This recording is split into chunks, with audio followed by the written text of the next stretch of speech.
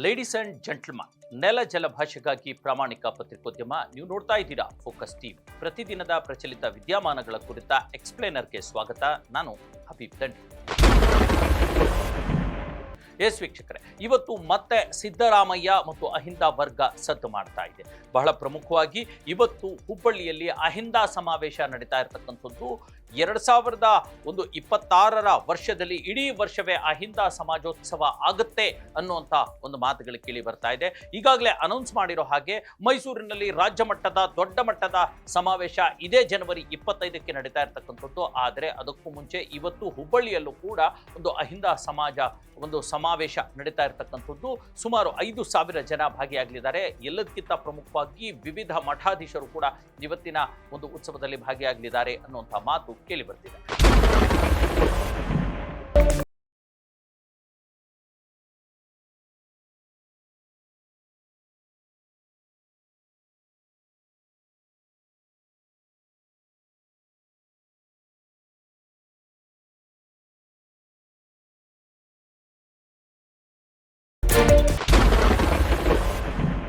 ಇದ್ರ ಜೊತೆಗೆ ಯಾಕೆ ಹೀಗೆ ಅಹಿಂದ ಒಂದು ಸಮಾವೇಶಕ್ಕೆ ಸಿದ್ದರಾಮಯ್ಯ ಮುಂದಾಗಿದ್ದಾರೆ ಅನ್ನುವಂಥ ಒಂದು ದೊಡ್ಡ ಮಟ್ಟದ ಚರ್ಚೆ ಹುಟ್ಟಿರ್ತಕ್ಕಂಥದ್ದು. ಈಗಾಗಲೇ ನೋಡಿ, ನಿನ್ನೆಯಷ್ಟೇ ಬಾಗಲಕೋಟೆಯಲ್ಲಿ ಉತ್ತರ ಕರ್ನಾಟಕದ ಅಹಿಂದ ಒಂದು ವರ್ಗದ ನಾಯಕರು ಸಿಡಿದು ಬಿಟ್ಟಿದ್ರು.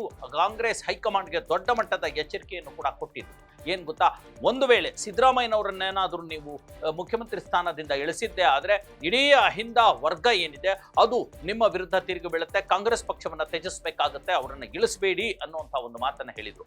ಅಹಿಂದ ಅಂದ್ರೆ ಅಲ್ಪಸಂಖ್ಯಾತರು, ದಲಿತರು ಮತ್ತು ಹಿಂದುಳಿದ ವರ್ಗದ ಎಲ್ಲಾ ಸಮುದಾಯಗಳು, ಎಲ್ಲಾ ಮತದಾರರು ಸೇರಿ ಮಾಡ್ತಾ ಇರ್ತಕ್ಕಂಥ ಈ ಒಂದು ಸಮಾವೇಶ ಮತ್ತು ಹಕ್ಕೊತ್ತಾಯ ಆಗಿತ್ತು. ಅದರ ಒಂದು ದಿನದ ನಂತರವಷ್ಟೇ ಇವತ್ತು ಹುಬ್ಬಳ್ಳಿಯಲ್ಲಿ ಈ ಒಂದು ಸಮಾವೇಶ ನಡೀತಾ ಇದೆ. ಇದ್ರ ಜೊತೆಗೆ ಇಡೀ ರಾಜ್ಯದ ತುಂಬಾ ದೊಡ್ಡ ಮಟ್ಟದ 5 ಸಮಾವೇಶಗಳನ್ನ ನಡೆಸಲಿಕ್ಕೆ ಅಹಿಂದ ವರ್ಗ ಪ್ಲಾನ್ ಅನ್ನ ಮಾಡ್ಕೊಂಡಿರ್ತಕ್ಕಂಥದ್ದು. ಆ ಮೂಲಕ ಇವತ್ತು ಹುಬ್ಬಳ್ಳಿಯಲ್ಲಿ ಸಮಾವೇಶ ನಡೀತಾ ಇದೆ. ಅದರ ನಂತರ ಬೆಳಗಾವಿಯಲ್ಲಿ, ಕೊಪ್ಪಳದಲ್ಲಿ, ದಾವಣಗೆರೆಯಲ್ಲಿ ಮತ್ತು 5ನೇ ಸಮಾವೇಶ ಮೈಸೂರಿನಲ್ಲಿ ದೊಡ್ಡ ಮಟ್ಟದಲ್ಲಿ ನಡೆಯುವಂಥ ಎಲ್ಲ ಪ್ಲಾನ್ ಅನ್ನು ಕೂಡ ಮಾಡ್ಕೊಳ್ತಾ ಇದೆ ಅನ್ನುವಂಥದ್ದು. ನೋಡಿ, ಇದ್ರ ಜೊತೆಗೆ ಯಾವ ಕಾರಣಕ್ಕೆ ಅಹಿಂದ ವರ್ಗಗಳು ಇಂಪಾರ್ಟೆಂಟ್ ಅನ್ನುವಂಥ ಮಾಹಿತಿಯನ್ನು ಕೂಡ ಈ ಒಂದು ಅಹಿಂದ ವರ್ಗದ ನಾಯಕರು ಕಾಂಗ್ರೆಸ್ ಹೈಕಮಾಂಡ್ಗೆ ಮತ್ತು ಇಲ್ಲಿರ್ತಕ್ಕಂಥ ಬಂಡಾಯ ಎದ್ದಿರ್ತಕ್ಕಂಥ ಇತರೆ ಕಾಂಗ್ರೆಸ್ ಪಕ್ಷದ ಇತರೆ ನಾಯಕರಿಗೂ ಕೂಡ ಅವರು ತಿಳಿಸಲಿಕ್ಕೆ ಹೊರಟಿರ್ತಕ್ಕಂಥದ್ದು ಬಹಳ ದೊಡ್ಡ ಕುತೂಹಲವನ್ನ ಹುಟ್ಟುಹಾಕಿದೆ.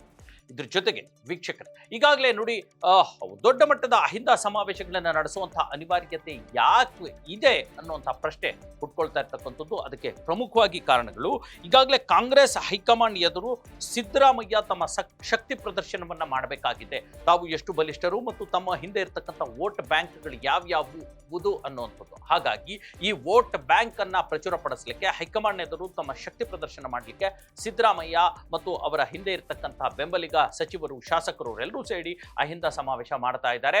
ಅದು ದೊಡ್ಡ ಮಟ್ಟದಲ್ಲಿ ರಾಜ್ಯ ಮಟ್ಟದ ಸಮಾವೇಶವಾಗಿ ಜನವರಿ 25ಕ್ಕೆ ಮೈಸೂರಿನಲ್ಲಿ ನಡೆಯಲಿದೆ ಅನ್ನುವಂಥದ್ದು ಇದು ಒಂದು ಕಾರಣ.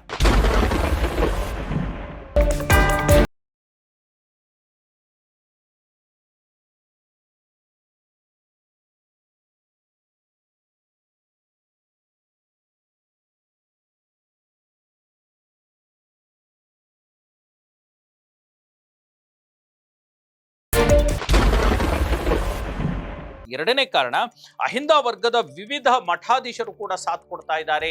ಕೇವಲ ಮತದಾರರಷ್ಟೇ ಅಲ್ಲ, ಅಹಿಂದ ಸಮಾಜದ ಜನ ಅಷ್ಟೇ ಅಲ್ಲ, ವಿವಿಧ ಅಹಿಂದ ಮಠಾಧೀಶರು ಕೂಡ ಈ ಒಂದು ಸಮಾವೇಶದಲ್ಲಿ ಭಾಗಿಯಾಗ್ತಾ ಇರ್ತಕ್ಕಂಥದ್ದು. ಹೇಗೆ ಅಹಿಂದ ವರ್ಗದ ಮಠಾಧೀಶರು ಕೂಡ ನನ್ನ ಬೆಂಬಲಕ್ಕೆ ಇದ್ದಾರೆ ಅನ್ನುವಂಥ ಮಾತನ್ನ ತೋರ್ಪಡಿಸಲಿಕ್ಕೆ ಒಂದು ಸಮಾವೇಶವನ್ನು ಮಾಡಲಾಗ್ತಾ ಇದೆ. ಇದ್ರ ಜೊತೆಗೆ ಈಗಾಗಲೇ ನೋಡಿ, ಸಿಎಂ ಕುರ್ಚಿಯ ಕಿತ್ತಾಟದ ಚರ್ಚೆ ಬಂದಾಗ DK ಶಿವಕುಮಾರ್ ಅವರ ಪರವಾಗಿ ಒಕ್ಕಲಿಗರ ಸಂಸ್ಥಾನದ ಆದಿಚುಂಚನಗಿರಿ ಮಠದ ನಿರ್ಮಲಾನಂದ ಶ್ರೀಗಳು ಈಗಾಗಲೇ ಅವರು ತಮ್ಮ ಕೂಗನ್ನ ಎತ್ತಿರ್ತಕ್ಕಂಥದ್ದು. DK ಶಿವಕುಮಾರ್ ಅವರಿಗೆ ಸಿಎಂ ಸೀಟನ್ನ ಕೊಡಬೇಕು, ಒಕ್ಕಲಿಗರಿಗೆ ಕೊಡಬೇಕು ಅನ್ನುವಂಥ ಒಂದು ಮಾತನ್ನ ಎತ್ತಿರ್ತಕ್ಕಂಥದ್ದಲ್ವಾ. ಅಂದ್ರೆ ಒಕ್ಕಲಿಗ ನಾಯಕನಿಗೆ ಒಕ್ಕಲಿಗ ಶ್ರೀಗಳು ಹೇಗೆ ಬೆನ್ನಿಗೆ ನಿಂತಿದ್ದಾರೋ ಹಾಗೆ ಸಿದ್ದರಾಮಯ್ಯನವರಿಗೆ ಅಹಿಂದ ವರ್ಗದ ಮಠಾಧೀಶರು ಬೆಂಬಲವಾಗಿ ನಿಂತ್ಕೊಂಡು, ಅದು ಅಸಂಖ್ಯ ಮಠಾಧೀಶರು ಬೆಂಬಲವಾಗಿ ನಿಂತ್ಕೊಂಡು ನಾವಿದ್ದೇವೆ, ಇವರನ್ನ ಇಳಿಸಬೇಡಿ ಅನ್ನುವಂಥ ಒಂದು ಹಕ್ಕೊತ್ತಾಯವನ್ನು ಮಾಡುವಂಥ ಕೆಲಸಕ್ಕೂ ಕೂಡ ಈ ಒಂದು ಅಹಿಂದ ಸಮಾವೇಶಗಳು ಕಾರಣ ಆಗ್ತಾ ಇವೆ ಅನ್ನುವಂಥದ್ದು.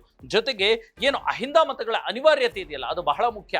ಏನ್ ಗೊತ್ತಾ, ಕೇವಲ ಕಾಂಗ್ರೆಸ್ ಪಕ್ಷಕ್ಕೆ ಈಗ ನಂಬಿಕೊಂಡಿರ್ತಕ್ಕಂಥದ್ದು ಕೇವಲ ಅಹಿಂದ ಮತಗಳೇ ಅಂತ ಹೇಳ್ಬೋದು. ಯಾಕಂದ್ರೆ ಅಲ್ಪಸಂಖ್ಯಾತ, ದಲಿತ ಮತ್ತು ಹಿಂದುಳಿದ ವರ್ಗದ ಮತಗಳೇ. ಯಾಕಂದ್ರೆ ಮೇಲ್ವರ್ಗದ ಲಿಂಗಾಯತ ಮತಗಳು ಈಗಾಗಲೇ ಬಿಜೆಪಿ ಪಾಲಾಗಿದ್ದಾವೆ. ಬಹುತೇಕ ಲಿಂಗಾಯತರು ಬಿಜೆಪಿ ಸಪೋರ್ಟರ್ಸ್ ಆಗಿದ್ದಾರೆ. ಬಹುತೇಕ ಒಕ್ಕಲಿಗರು JDS ಸಪೋರ್ಟ್ ಆಗಿರ್ತಕ್ಕಂಥದ್ದು ಅಲ್ವಾ.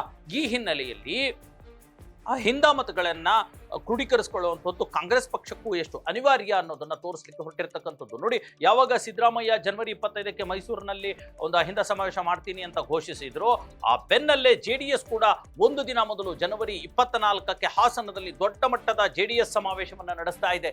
ಅಂದ್ರೆ ಅಹಿಂದ ಸಮಾವೇಶವಲ್ಲ, JDS ಸಮಾವೇಶ. ಅಂದ್ರೆ ತಮ್ಮ ಒಕ್ಕಲಿಗ ಬೆಲ್ಟ್ನಲ್ಲಿ, ಒಕ್ಕಲಿಗ ತವರು ಜಿಲ್ಲೆಗಳಲ್ಲಿ ಆ ಮತಗಳನ್ನು ಕ್ರೋಢೀಕರಿಸಿಕೊಳ್ಳಕ್ಕೆ, ಗಟ್ಟಿ ಮಾಡ್ಕೊಳ್ಳಿಕ್ಕೆ JDS ಸಮಾವೇಶವನ್ನ ನಡೆಸ್ತಾ ಇದೆ. ಈ ಹಿನ್ನೆಲೆಯಲ್ಲಿ ಬಹಳ ಮುಖ್ಯ ಆಗ್ತಾ ಇದೆ ಸಿದ್ದರಾಮಯ್ಯನವರು ಕೂಡ ಅಹಿಂದ ಮತಗಳನ್ನ ತಮ್ಮ ಬಳಿ ಇಟ್ಕೊಳ್ಳುವಂಥದ್ದು ಅನ್ನುವಂಥದ್ದು. ಜೊತೆಗೆ ಈ ಮೂಲಕ ಈಗಾಗಲೇ 2026 ಶುರುವಾಗಿದೆ, 28ಕ್ಕೆ ಮತ್ತೆ ಚುನಾವಣೆ ಇದೆ. ತಮ್ಮ ಉಮೇದುವಾರಿಕೆ ಅಂದ್ರೆ ಸಿದ್ದರಾಮಯ್ಯನವರ ನಾಯಕತ್ವದ ಉಮೇದುವಾರಿಕೆಯನ್ನ ಮತ್ತು ಸಾಬೀತು ಮಾಡಬೇಕಾಗಿದೆಯಲ್ಲ, ಅದನ್ನ ಮತ್ತೆ ಹೈಕಮಾಂಡ್ ಎದುರು ತಲುಪಿಸಬೇಕಾಗಿದೆಯಲ್ಲ.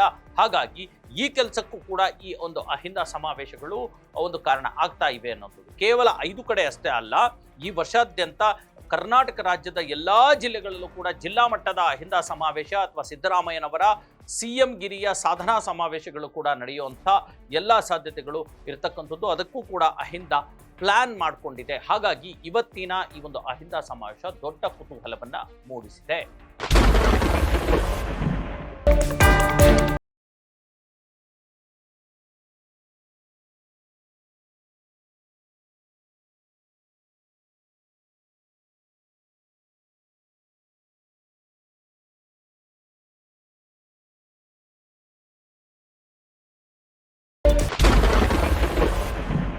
ಎಸ್ ವೀಕ್ಷಕರೇ, ಇದಾಗಿತ್ತು ಇವತ್ತಿನ ಎಕ್ಸ್ಪ್ಲೇನರ್. ಹೇಗೆ ಅಹಿಂದ ಸಮಾವೇಶಗಳ ಮೂಲಕ ಸಿದ್ದರಾಮಯ್ಯ ತಮ್ಮದೇ ಅಹಿಂದ ತಂತ್ರವನ್ನ ಹೇಗೆ ಹೆಣಿತಿದ್ದಾರೆ, ಅದು ಇಬ್ಬರಿಗೂ ಅಂದ್ರೆ ವಿಪಕ್ಷಗಳಿಗೂ, JDS ಆಗಲಿ BJP ಆಗಲಿ, ಆ ವಿಪಕ್ಷಗಳಿಗೂ ಮತ್ತು ತಮ್ಮದೇ ಪಕ್ಷದಲ್ಲಿರ್ತಕ್ಕಂಥ ಭಿನ್ನ ಬಣದವರಿಗೂ ಕೂಡ ಯಾವ ರೀತಿ ತಾವು ಎಷ್ಟು ರಾಜಕೀಯವಾಗಿ ಜನಾನುಮತದಿಂದ ಗಟ್ಟಿಯಾಗಿದ್ದೀವಿ ಅನ್ನೋದನ್ನ ತೋರ್ಪಡಿಸ್ಕೊಳ್ಳಿಕ್ಕೆ ಅವ್ರು ಹೊರಟಿರ್ತಕ್ಕಂಥದ್ದು.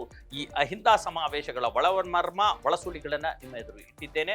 ಮುಂದಿನ ಮತ್ತೊಂದು ವಿಚಾರದೊಂದಿಗೆ ನಿಮ್ಮ ಮುಂದೆ ಬರ್ತೀನಿ. ಅಲ್ಲಿವರೆಗೂ ನೋಡ್ತಾ ಇರಿ ನೆಲ ಜಲ ಭಾಷೆಗಾಗಿ ಪ್ರಾಮಾಣಿಕ ಪತ್ರಿಕೋದ್ಯಮ, ನಿಮ್ಮ ಫೋಕಸ್ TV.